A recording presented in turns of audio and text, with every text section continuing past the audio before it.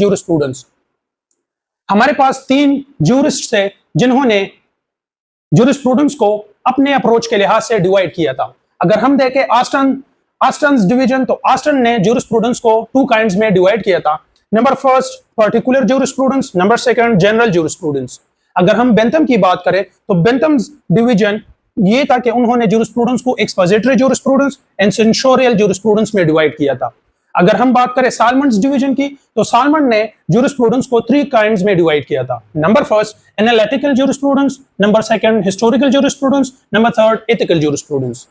Now चलते हैं और एक एक काइंड को इन डिटेल पढ़ते हैं कि इन काइंड्स का मीनिंग क्या है, इन काइंड्स का डेफिनेशन क्या है और why they are differ from each other. So let's start from the Austin division. मतलब क्या था? आस्टन ने जूरिस्प्रूडेंस को, जैसे कि मैंने पहले मेंशन किया, 2 काइंड्स में डिवाइड किया था। Number first particular jurisprudence, number second general jurisprudence. तो आस्टन का मानना था कि पर्टिकुलर जूरिस्प्रूडेंस में हम study of a specific system are part.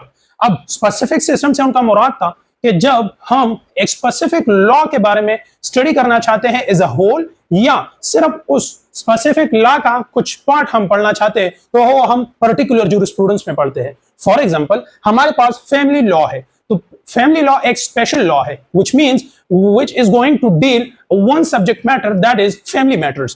तो अब जब हम इस फैमिली लॉ के बारे में एज अ होल या पढ़े या कुछ पार्ट इस फैमिली लॉ के बारे में पढ़े, तो उसे हम पर्टिकुलर जूरिस्प्रूडेंस कहते हैं। नंबर सेकंड पे आता है हमारे पास जनरल जूरिस्प्रूडेंस। जनरल जूरिस्प्रूडेंस का मतलब था study of all common principles and all systems. Let's say all over the world हमारे पास लॉज मौजूद है, तो इन सारे लॉज के जो कॉमन प्रिंसिपल्स हैं, जैसे कि जस्टिस हो गया, राइट्स हो गए, ड्यूटीज हो गए, इसी तरह मोरालिटी वगैरह वगैरह, तो ये सारा कुछ जो कि सारे दुनिया के लॉ के सिस्टम का एक कॉमन प्रिंसिपल्स है, उन कॉमन प्रिंसिपल्स के बारे में जब हम पढ़ते हैं तो उसे हम जनरल जूरिस्प्रूडेंस कहते हैं।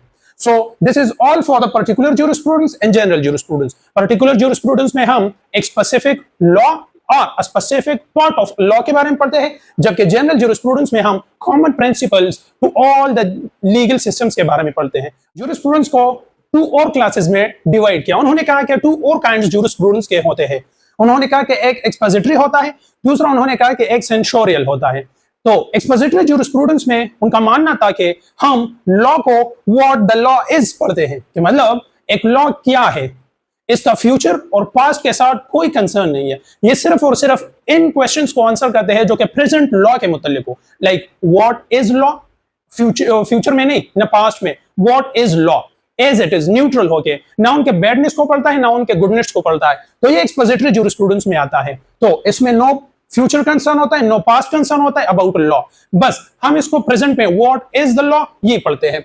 सेंसोरियल जूरिस्प्रूडेंस में उन्होंने कहा कि ये वो काइंड है जिसमें हम ये पढ़ते हैं कि what the law ought to be, कि एक लॉ कैसे होनी चाहिए फ्यूचर में, तो इसका फ्यूचर के साथ कंसर्न है।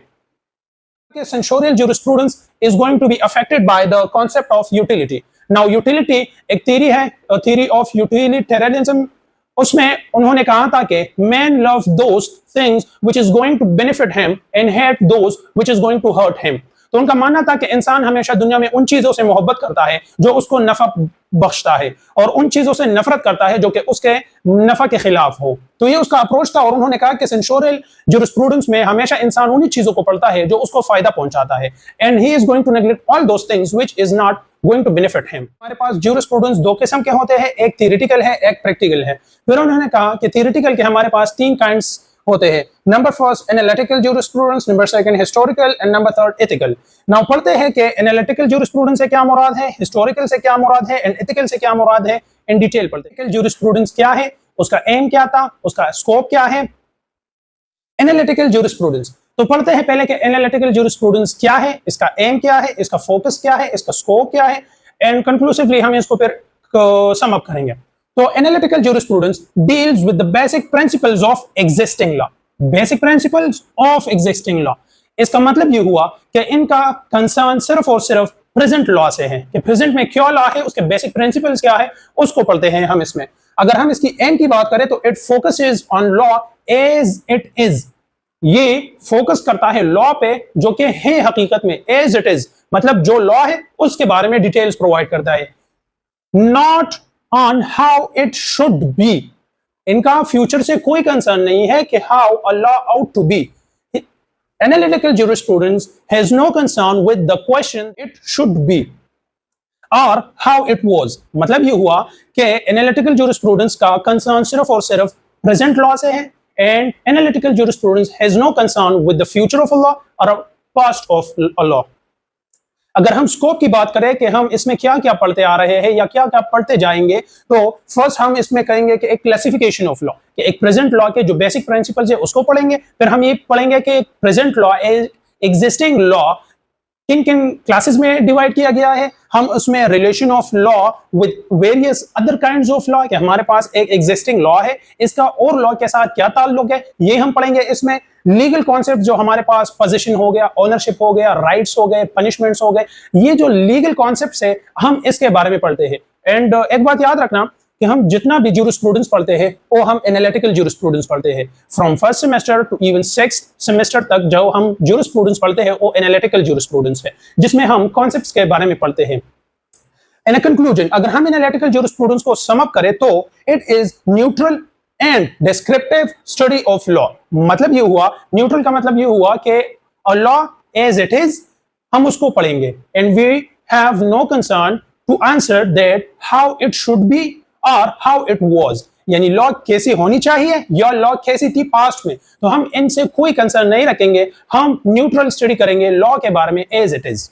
अब चलते हैं दूसरे हिस्टोरिकल ज्यूरिस्प्रूडेंस। तो हिस्टोरिकल ज्यूरिस्प्रूडेंस अगर हमको हम डिफाइन करना चाहे तो studies the origin and evolution of law over time.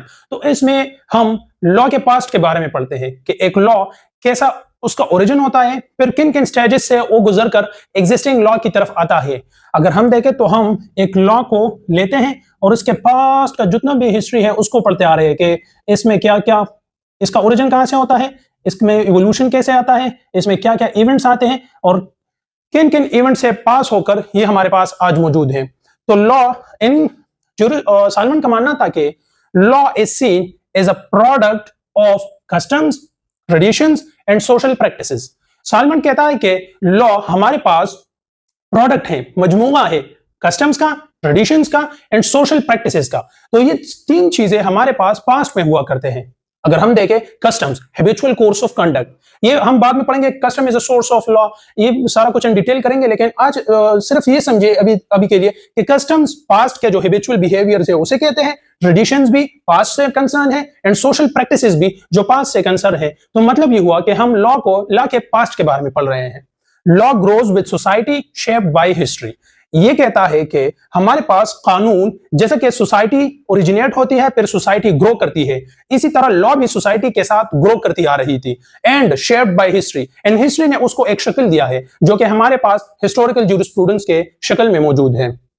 अगर हम स्कोप की बात करें कि ये किन किन चीजों पर फोकस करता है, तो first focus on origin and evolution of law, कि एक लॉ का ओरिजिन कहां से है और इसका इवोल्यूशन कैसे हुआ है, इसमें क्या क्या चेंजेस आए हैं, किन किन स्टेजेस से ये गुजरा है। अगर हम बात करें तो ये हमें तीन चीजें बताता है। Number first, sources of law, कि एक पास्ट में लॉ का किन किन चीजों से बनता था, उन लॉ के सोर्सेज के बारे में हमें बताता है। नंबर सेकंड, इट्स इवोल्यूशन, फिर एक लॉ इवॉल्व कैसे हुआ, एक लॉ में क्या क्या चेंजेस आ गए, किन किन चीजों ने उसको अफेक्ट किया, इन डिटेल ये पढ़ते हैं। एंड स्टेजेस, नंबर थर्ड, जो कि हमें ये सिखाता है कि किन किन स्टेजेस से ये लॉ गुजर के आज हमारे पास जो है मौजूद है, तो इनमें क्या क्या स्टेजेस आए थे, क्या क्या चेंजेस आए थे, किन किन मराइल से गुजरा था, इन डिटेल ये पास्ट के बारे में हमें बताता है। अगर हम कंक्लूसिवली हिस्टोरिकल ज्यूरिस्प्रूडेंस को डिफाइन करना चाहे तो a jurisprudence which deal the past of a law is known as historical jurisprudence. तो अगर हम एथिकल ज्यूरिस्प्रूडेंस को डिफाइन करना चाहे तो is the study of law in relation to morality and justice। इन्होंने कहा कि जब हम लॉ को in relation with morality and justice पढ़े तो हम एथिकल ज्यूरिस्प्रूडेंस का सहारा लेंगे। एथिकल ज्यूरिस्प्रूडेंस का अगर हम एम के बारे में, इनके मकसद के बारे में पढ़े कि ये किन किन चीजों पे फोकस करता है, तो it ask what the law ought to be. ये सिर्फ और सिर्फ इस क्वेश्चन को आंसर करता है कि what the law ought to be, कि एक लॉ कैसे होनी चाहिए, rather than what is it। ये फ्यूचर के बारे में बताती है कि एक लॉ कैसे होनी चाहिए, ये एक आइडियल सिचुएशन के बारे में बात करती है। It deals with the ideal law, not current or past law। in ethical jurisprudence actually we give us opinions. इसमें opinions दिए जाते हैं कि एक लॉ कैसे होनी चाहिए थी, एक लॉ का मोरल वैल्यू क्या है, एक लॉ का जस्टिस पे क्या असर है, मोरालिटी पे क्या असर है, तो इन चीजों को पढ़ता है। सर जॉन सॉलमन का कहना था कि एथिकल जुरिस्प्रूडेंस ब्रिज है, एक पुल है जो कि लॉ और मोरालिटी को मिलाती है, जिसमें हम लॉ और मोरालिटी के बारे में पता लगाते हैं, इनका रिलेशन लगाते हैं, इनका आपस में जो ताल्लुक है उसको डिफाइन करते हैं। और सर जॉन सॉलमन कहते हैं कि study moral values behind legal concepts like punishments, rights, duties, इनके पीछे मोरल वैल्यूज क्या है, हम एथिकल ज्यूरिस्प्रूडेंस में ये पढ़ते हैं। तो ये वेरियस ज्यूरिस्ट ने किन किन काइंड्स में ज्यूरिस्प्रूडेंस को डिवाइड किया, जिसमें हमने ऑस्टन्स डिवीजन पढ़ा, बेंथम्स डिवीजन पढ़ा, सॉलमन्स डिवीजन पढ़ा, फिर हमने एक एक को डिटेल में पढ़ा, और लास्ट में हमने सर जॉन सॉलमन के 3 जो थ्योरेटिकल ज्यूरिस्प्रूडेंस को फर्दर 3 में डिवाइड किया था, उनको हमने पढ़ा, analytical jurisprudence, historical jurisprudence and ethical jurisprudence. अगर आपको ये वीडियो अच्छी लगी है तो please kindly subscribe to my channel and like and press the bell icon to get the latest notification about my lectures. Stay blessed and happy. अस्सलाम।